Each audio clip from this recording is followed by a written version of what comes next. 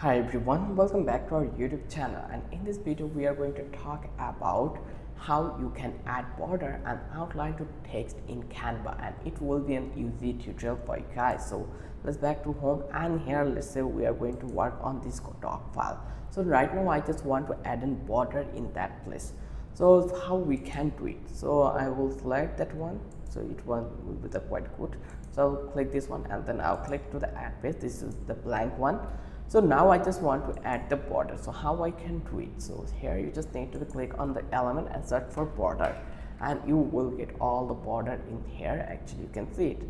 So you just need to click on graphics, see all, and you will eventually find out the border in that place.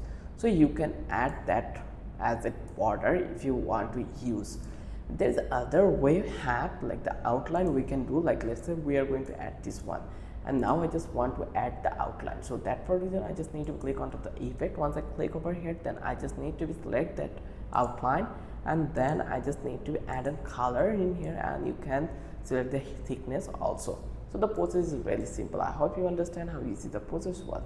If you love this video, then don't forget to subscribe our channel and don't forget to hit the like button. Till then, have a good day. I will catch you in the next video with an interesting topic again.